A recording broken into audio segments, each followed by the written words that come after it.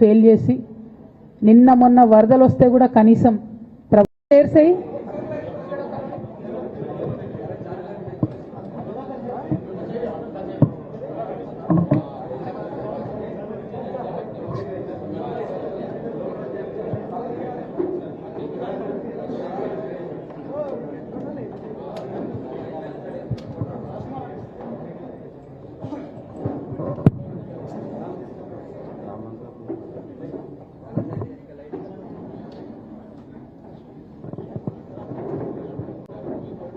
అక్కని కూడా కూర్చొని వరలక్ష్మి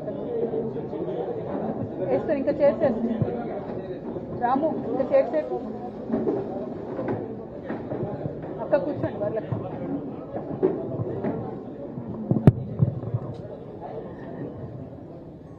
ఓకే సెటిల్ అవ్వండి తొందరగా ఇంకొక చైర్ యాడ్ చేయండి వరలక్ష్మి అక్కకు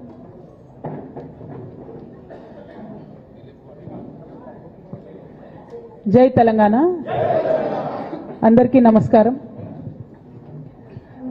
చాలా రోజుల తర్వాత మళ్ళా మీడియా మిత్రులందరినీ చూడడం చాలా సంతోషంగా ఉంది మీ ద్వారా ప్రజలకు ఈ 15 రోజులు లేనటువంటి అంశాల్లో కొన్ని అంశాలు మాట్లాడదామని ఈరోజు మీడియా సమావేశం ఏర్పాటు చేయడం జరిగింది ప్రధానంగా మీరు చూసినట్టయితే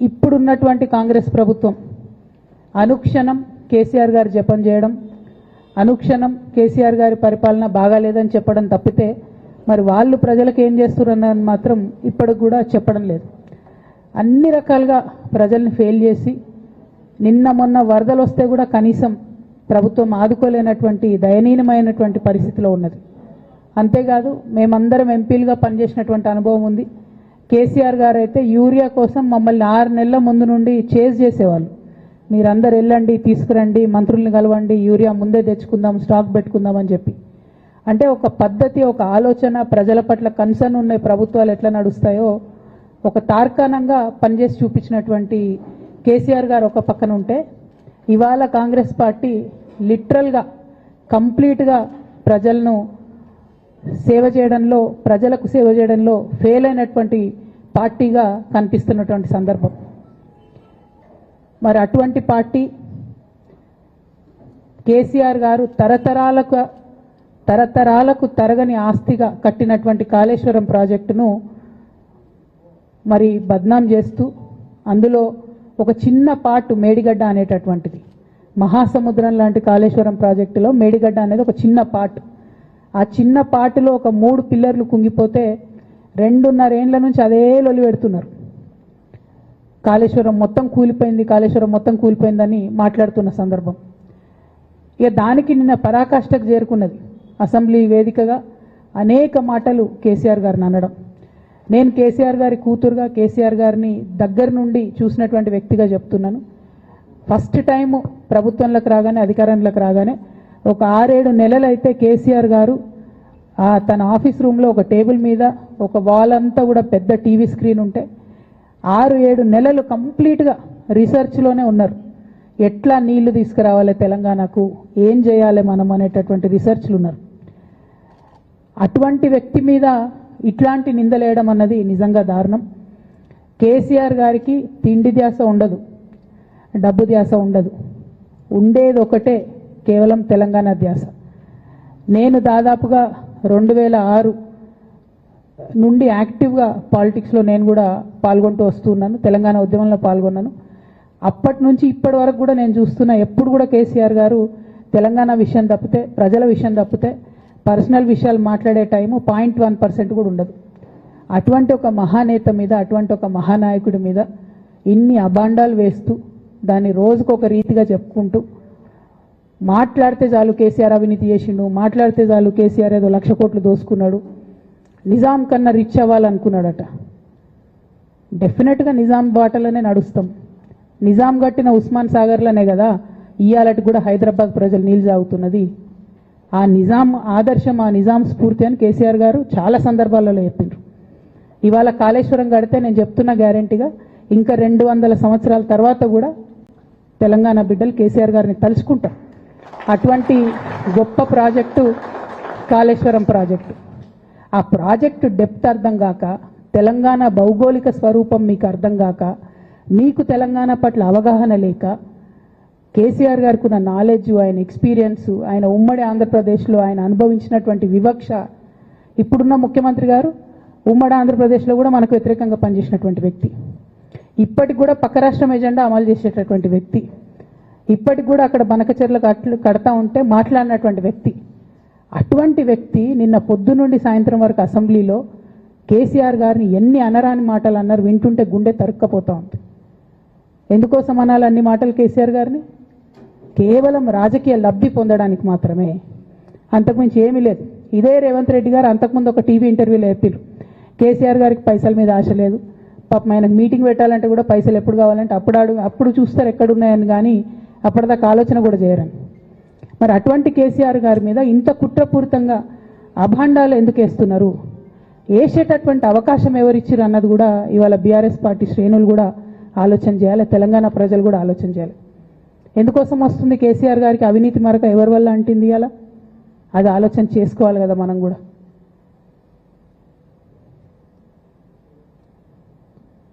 కొంతమంది కేసీఆర్ గారి పక్కన ఉన్నటువంటి వాళ్ళు కేసీఆర్ గారి పేరు చెప్పుకొని అనేక రకాలుగా లబ్ధి పొంది వారు చేసినటువంటి అనేక చెత్త పనుల వల్ల ఇవాళ కేసీఆర్ గారి పేరు బద్నామయ్యే పరిస్థితి వచ్చింది. అయినా మళ్ళీ వాళ్ళనే మోస్తాం, అయినా మళ్ళీ వాళ్ళనే ముందుకు తీసుకెళ్తామని అనుకుంటే పార్టీ ఎట్లా ముందటికి పోతుంది? ఒక బిడ్డగా నిజంగా నేను బాధపడతా ఉన్నాను. ఇవాళ 5 సంవత్సరాలు ఇరిగేషన్ మంత్రిగా చేసినటువంటి హరీష్ రావు గారిది మేజర్ పాత్ర లేదా దీంట్లో? అందుకే కదా కేసీఆర్ గారు వారిని సెకండ్ టర్మ్లో తప్పించిండ్రు. ఈ మొత్తం కాళేశ్వరం ఎపిసోడ్లో కేసీఆర్ గారికి మరక అంటిందంటే 2-3 వ్యక్తులు కారణం. మాజీ రాజ్యసభ సభ్యుడు ఒకలైతే, హరీష్ రావు గారు ఒకలైతే, మేఘా కృష్ణారెడ్డి గారు ఇంకోడు, మేఘానో బోగానో ఏదో. ఈ పెద్ద పెద్ద కాంట్రాక్టర్లు అందరితో కుమ్మక్కై కేసీఆర్ గారు ప్రజల కోసం ఆలోచన చేస్తే, నీళ్ల కోసం ఆలోచన చేస్తే, వీళ్ళు సొంత వనరుల కోసం, డెవలప్మెంట్ కోసం, ఆస్తులు పెంచుకోవడం కోసం ఆలోచన చేసి ఇవాళ మీ వల్ల రేవంత్ రెడ్డి లాంటి వ్యక్తి, తెలంగాణ ఉద్యమానికి సంబంధం లేని వ్యక్తి, కేసీఆర్ గారి కాలి గోటికి సరిపోని వ్యక్తి, ఆయన నిలబడి కేసీఆర్ గారిని చేయెత్తి చూపించి కేసీఆర్ గారి మీద సిబిఐ ఇవాళ నేను వేస్తా అని చెప్తున్నాడంటే కారణం ఎవరు దీనికి? నేను భరించిన, ఇదే హరీష్ రావు గారు, ఇదే సంతోష్ రావు గారు అనేక కుట్రలు చేసినా కూడా భరించిన. నా మీద ఓపెన్గా మీడియా మిత్రులందరితో రకరకాల మాటలు చెప్తే కూడా నేను భరించిన. నా పర్సనల్ అటాక్కి నేను ఎప్పుడు కూడా వాళ్ళను ఇంతవరకు పేరు పెట్టి పిలవలేదు, మాట్లాడలేదు. ఫస్ట్ టైం చెప్తున్నా నేను. ఎందుకోసం చెప్తున్నా? కేసీఆర్ గారికి ఈ వయసులో సిబిఐ ఎంక్వైరీ ఏందండి? ఎందుకోసం ఆ కర్మ పట్టింది? ఎందుకు భరించాలి? ఇటువంటి వాళ్ళని చూస్తూ ఎందుకోసం ప్రొటెక్ట్ చేసుకోవాలి? బీఆర్ఎస్ పార్టీ తమ్ముల కోపం రావచ్చు, కానీ వాస్తవాలు చేదుగున్నా అప్పుడప్పుడు మాట్లాడుకుంటేనే, మందు తీసుకుంటేనే ఆరోగ్యం మంచిగా అవుతుంది. ఇట్లా చెప్పుకుంటూ పోతే చాలా చాలా అంశాలు ఉన్నాయి. వాటన్నిటి జోలికి నేను పోదలుచుకోలేదు. కానీ కేసీఆర్ గారు హిమాలయ పర్వతం అంత ఎత్తులాంటి పర్సనాలిటీ ఆయనది. ఆయనను చేయబెట్టి చూపించి అవినీతి అని అంటే నిజంగా చాలా బాధ అవుతూ ఉన్నది. ఎందుకంటే నా పెళ్ళప్పుడు నా పెళ్లి చేయడానికి కూడా ఇబ్బంది పడ్డటువంటి వ్యక్తి ఆయన. రాజకీయాలలో 40-50 ఏళ్ళు ఉంటే కూడా ఆస్తులు సంపాదించుకోలే కేసీఆర్ గారు. అనేక మంది అలా మాట్లాడుతుంటారు, చాలా మాటలు మాట్లాడుతుంటారు, కానీ నాకు తెలుసు, నేను దగ్గరుండి ఆర్థిక పరిస్థితి చూసిన కాబట్టి ఎన్నడూ ఆయనకు ఆశ లేదు. అటువంటి మనిషిని పట్టుకొని సిబిఐ ఎంక్వైరీ ఇస్తాం, ఇదేస్తాం, అదేస్తాం. ఎవరు కారణం దీనికి అంతటికి? ఈ చేతగాని కాంగ్రెస్ ప్రభుత్వం మీ ఏసీబీ వాళ్ళు పోయి కాళేశ్వరంలో పనిచేసిన 3 ఇంజనీర్లను పట్టుకుంటే ఒక్కొక్క ఇంజనీర్ దగ్గర 100 కోట్ల ఆస్తులు వెళ్తే మీకు ఎందుకు ఎంక్వైరీ చేసే దమ్ము లేదు? వాళ్ళు వెనకాల ఎవరున్నారో ఎందుకు ఎంక్వైరీ చేస్తలేరు? ఖచ్చితంగా నేను ఇవాళ చెప్తా ఉన్నా, హరీష్ రావు గారు వెనక, సంతోష్ రావు గారు వెనక రేవంత్ రెడ్డి గారు ఉన్నారు. వాళ్ళని ఖచ్చితంగా కాపాడతారు అన్ని విషయాలను. వాళ్ళని ఏమనరు, వాళ్ళ గురించి ఏం మాట్లాడరు. బాణం ఎంతసేపు కేసీఆర్ గారి మీద ఉంటుంది. కేసీఆర్ గారిని మాట్లాడాలి, కేసీఆర్ గారిని బదనాం చేయాలి. కానీ దగ్గరుండి ఈ అవినీతి అనకొండలు బీఆర్ఎస్ పార్టీని ఏదైతే డిస్టర్బ్ చేసిండ్రో వాళ్ళని మాత్రం ఏమనరు. ఈ ఇంటర్నల్ అండర్స్టాండింగ్ అనేది ఎక్స్పోజ్ కావాలి. రేపటి నుంచి నేను ఛాలెంజ్ చేసి చెప్తున్నా కదా, రేపటి నుంచి ఏం మాట్లాడతారు తెలుసా? ఈ మొత్తం బ్యాచ్లన్నిటికీ సోషల్ మీడియా బ్యాచ్లు ఉన్నాయి, వీళ్ళందరికీ బాగా చాలా చాలా బ్యాచ్లు ఉన్నాయి. వాళ్ళంతా రేపటి నుంచి ఏమంటారు? నన్ను ఒకళ్ళు బీజేపీ ఆపరేట్ చేస్తుంది అంటారు, ఒకళ్ళు కాంగ్రెస్ ఆపరేట్ చేస్తుంది అంటారు, ఒకళ్ళు రేవంత్ రెడ్డి చెప్తే మాట్లాడుతుంది అంటారు, ఇంకోళ్ళు బండి సంజయ్ చెప్తే మాట్లాడుతుంది అంటారు. ఖబర్దార్ బిడ్డ, నేను ఎవరు చెప్తే ఆడేటటువంటి తోలుబొమ్మని కాదు. నాది నాది నాది నాది కేసీఆర్ బ్లడ్, నాది తెలంగాణ బ్లడ్. ఇండిపెండెంట్గా నేను అనుకున్న విషయాన్ని చెప్తున్నాను. దానికి పొలిటికల్గా ఇబ్బంది అయినా, కష్టమైనా, నష్టమైనా నేనే భరిస్తా. కానీ దేవుళ్ళ లాంటి మా నాన్నను ఇవాళ సిబిఐ ఎంక్వైరీ చేసిండ్రంటే కడుపు రగులుకపోతా ఉంది ఒక బిడ్డగా. అందుకే చెప్తున్నా, ఇన్ని రోజులు చెప్పలే. ఆ మధ్యలో పోయినసారి నా కొడుకు గ్రాడ్యుయేట్ అయినప్పుడు వచ్చినప్పుడు నేను మా నాన్నకు రాసుకున్న లెటర్ లీక్ చేస్తే కూడా ఆ 70, 80, 90 రోజుల నాకు నరకం చూపిస్తున్నారు. ప్రతిరోజు సోషల్ మీడియాలో ఇష్టం వచ్చినట్టు రాపిస్తున్నారు. ఎప్పుడు వీళ్ళ పేర్లు తీసుకోలే, ఇష్టం వచ్చినట్టు ప్రెస్ వాళ్ళకు మాట్లాడుతూ చాలా విషయాలు చెప్తున్నారు. ఎప్పుడు వాళ్ళ పేర్లు తీసుకోలే. ఇలా తీసుకుంటున్నా, ఎందుకంటే విషయం నాది కాదు, ఇది తెలంగాణ పరువు ప్రతిష్టకు సంబంధించిన విషయం. ఇలా దేశంలో ఏ మూలకు పోయినా, ఎక్కడికి పోయినా కేసీఆర్ అంటే ఒక మహానాయకుడు, త్యాగం చేసిన నాయకుడు అని చెప్పి మాట్లాడతారు. రేపటి నుంచి ఏం మాట్లాడతారు? సిబిఐ ఎంక్వైరీ చేస్తే ఏం మాట్లాడతారు? కేసీఆర్ అంటే సిబిఐ కేసు అంటారు. మా నాన్న పరువు పోతే నాకా బాధ, మీకా? మీకు పైసలు కావాలి కదా, మీకు పేరుతోనేం పని? ఇంకా కూడా ఈ విషయాలు అర్థం చేసుకోకుండా, ఇంకా కూడా ఇటువంటి వ్యక్తుల్ని దూరం పెట్టుకోకుండా ఉంటే ఇక కేసీఆర్ గారి మీద సిబిఐ కేసు వేసేటటువంటి స్థాయికి వచ్చినాక ఏం పార్టీ ఉంటేంది పోతుంది. బీఆర్ఎస్ పార్టీ నాయకులు నన్ను తిట్టుకున్నా సరే, లోకల్ బాడీ ఎన్నికలలో నాకు నష్టం జరుగుతుంది అనుకున్నా సరే, మా నాన్న మీద సిబిఐ ఎంక్వైరీ పడ్డాక ఏముంది, తొక్కల ఎలక్షన్ ఒకటి గెలుస్తారు, ఒకటి ఓడిపోతారు. అసలు ఓడిపోయే పరిస్థితి ఎట్లా వచ్చింది? ఇటువంటి దుర్మార్గుల వల్ల కాదా వచ్చింది? ఆలోచన చేసుకోవాలి కదా. ఓ అంటే నా దగ్గర పైసలు ఉన్నాయి, టీవీలు ఉన్నాయి, సోషల్ మీడియాలు ఉన్నాయి, ఏటు పడితే అటు మాట్లాడతామంటే తోలు తీస్తాం చెప్తున్నా నేను. గీత గీసుకుంటాం బిడ్డ. మీరు ఒక్క కమెంట్ పెడితే మేము 10 చేస్తాం. ఏది పడితే అది మాట్లాడచ్చు సోషల్ మీడియాలో అనుకుంటూ చూసుకుంటూ ఊరుకుంటున్నా.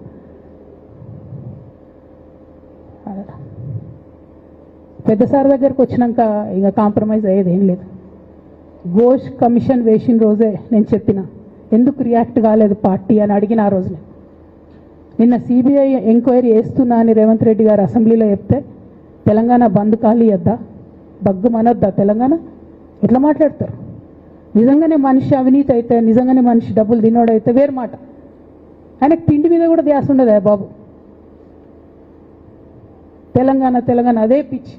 అట్లాంటి మనిషిని పట్టుకొని ఇవాళ ఏది పడితే అది మాట్లాడితే కూడా రియాక్ట్ కాకపోవడం చాలా దారుణం, చాలా దారుణం. నేను దీన్ని తీవ్రంగా ఖండిస్తున్నా. At the same time Congress government PC Ghosh commission వేసిండ్రు. రెండేళ్ల నుంచి టైంపాస్ చేస్తారు. ఆ కమిషన్ రిపోర్ట్ వచ్చింది. ఆ రిపోర్ట్ నిన్న అసెంబ్లీలో పెట్టిండ్రు. ఇంకా దానికి ఏం లేదు, దాంట్లోకి ఏం చర్యలు తీసుకుంటారో చెప్పారు, ఏం చేస్తారో చెప్పారు, తక్కువని సిబిఐకి ఇచ్చేస్తారు. అంటే ఇది ప్రీ ప్లాన్డ్, ప్రీ మెడిటేటెడ్, ఖచ్చితంగా కేసీఆర్ గారి ప్రతిష్ట దెబ్బతీయాలనేటటువంటి ప్రీ మెడిటేటెడ్ అటాక్ తప్పితే ఇంకోటి కాదు. ఇన్ని ఏజెన్సీస్ ఉన్నాయి రాష్ట్ర ప్రభుత్వంలో. మీ ఏసీబీకే దొరికింది కదా ఇదే కాళేశ్వరంలో అవినీతి తిమంగళాలు. ఏమైంది అది? ఏమైంది? ఆ రిపోర్ట్ ఏమైంది? వాళ్ళ మీద చర్యలు ఏమైనాయి? దాని కంక్లూజన్ ఏంది? ఒక్క చిన్న ఎంక్వైరీ కూడా ఇప్పటివరకు కంక్లూడ్ చేయలేదు కాంగ్రెస్ గవర్నమెంట్. ప్రచారం ఎక్కువ, పని తక్కువ. ఎప్పుడైనా మీ తప్పిదాలు బయటపడుతున్నాయి అనుకుంటే, ఎప్పుడన్నా ప్రజలు తిరగబడతారు అనుకుంటే వెంటనే ఒక రిపోర్ట్ వేయాలి, వెంటనే కేసీఆర్ మీద ఒక ఆరోపణ చేయాలి. ఇప్పటికి కూడా రేవంత్ రెడ్డి గారికి కేసీఆర్ గారి పేరు చెప్పుకోకపోతే ఆయన ఫోటో కూడా పేపర్లో వేరేమని భయం పాపం. అందుకని ఆయన రోజు పొద్దుగాలేస్తే కేసీఆర్ని తిట్టుడే తప్పితే ఇంతవరకు కూడా వేరే ఆలోచన చేయడం లేదు.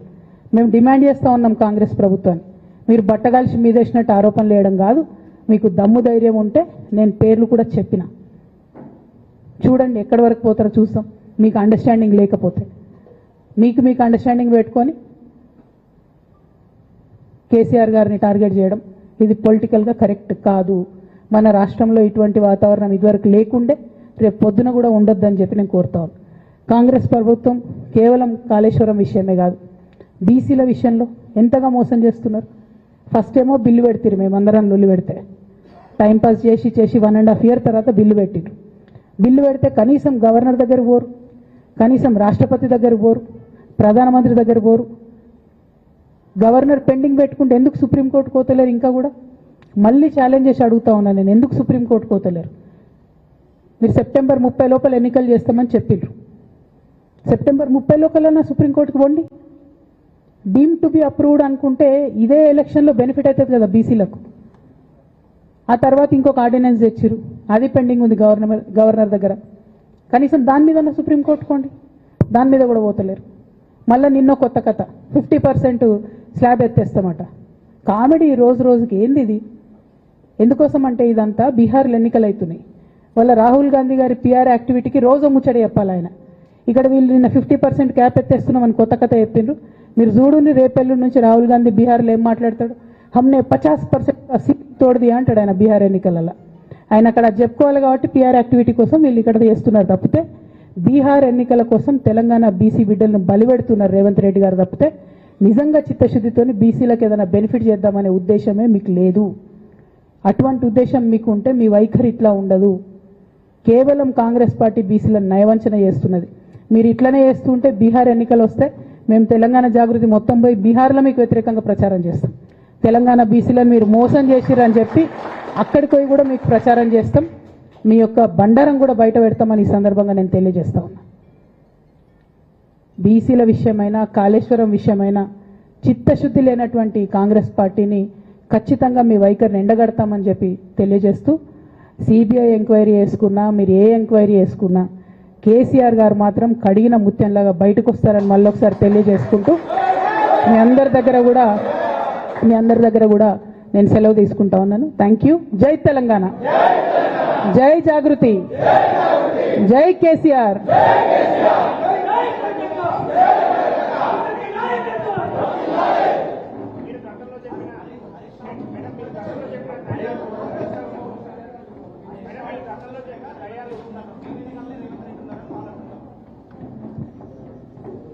జై తెలంగాణ. Thank you.